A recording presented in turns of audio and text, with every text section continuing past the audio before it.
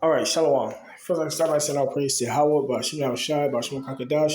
Double honors to the elders and the apostles that rule well, and salutations to the brothers that storm the truth and sincerity. This is there is no next place. Mount residents on why fires are so devastating for residents, right? So this is a good clip to watch on what's going on.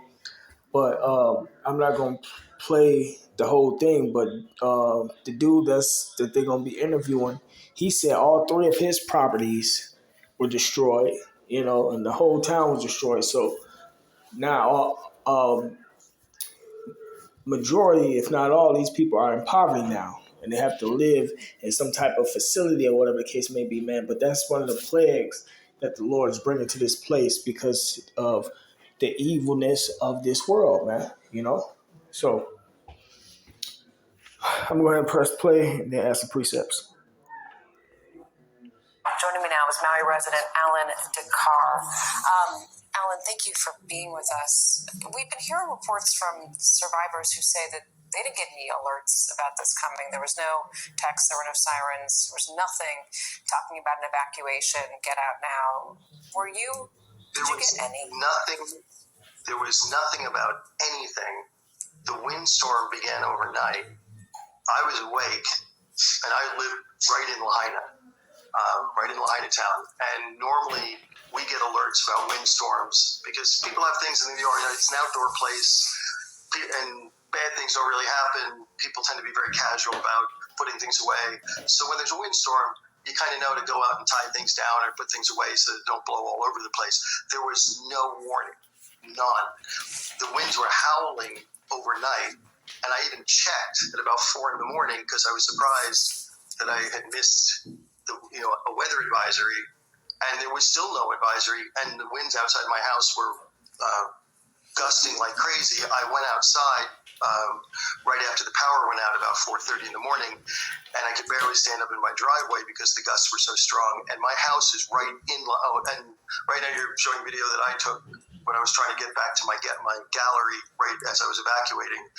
My house is just a few blocks from there, and then the police never came by to warn us. I saw smoke in the early afternoon, very close by, but I thought it was a brush fire. I wasn't that concerned. Figured we'll pay attention to it, and if it's becoming serious, usually the police would come around and let people know that they might want to evacuate. But my thing is, I don't like when people evacuate out of panic, because if there are people who need to be evacuated, let them get out first. Okay. And there was nobody ever came.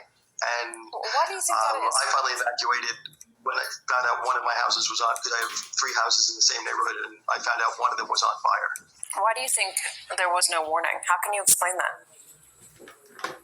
The weirdest thing is the weather, the fact that there was no weather warning, because that's where it would have started. And they usually warn people.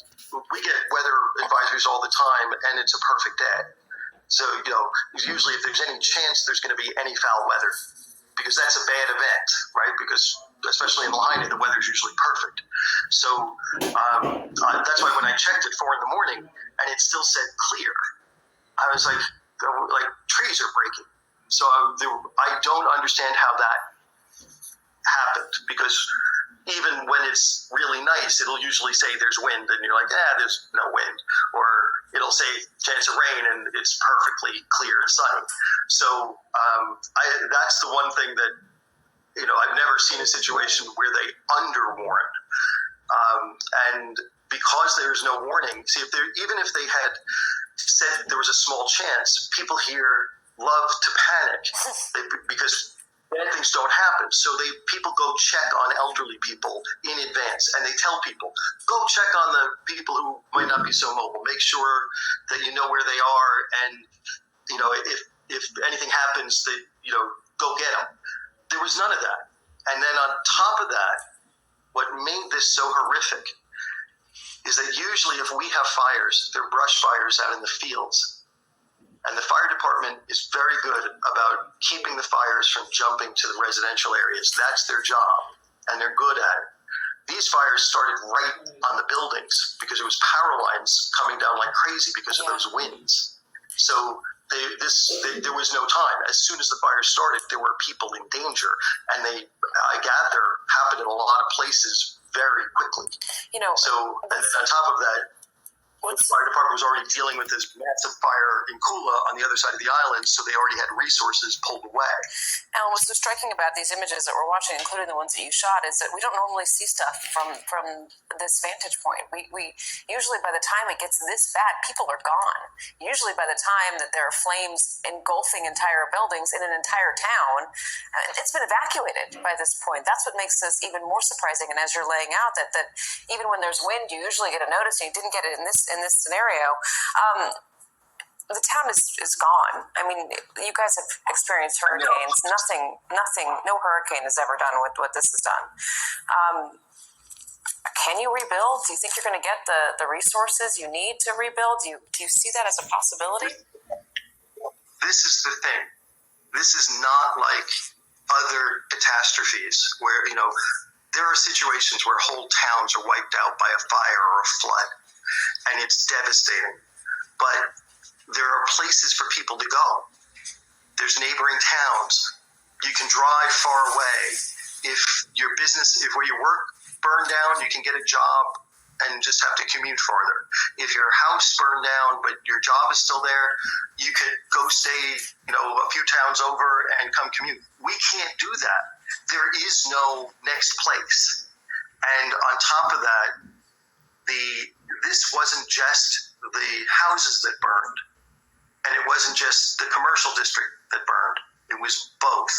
So the economic engine is destroyed. The housing stock, we already had a housing crisis here. Major restaurants that were packed closed for good because they couldn't hire enough staff because there's no worker housing left. So this has been a problem for the last few years. So it's not like there was any excess capacity to go rent another place right now. There's nothing. And then on top of that, we just lost thousands of houses.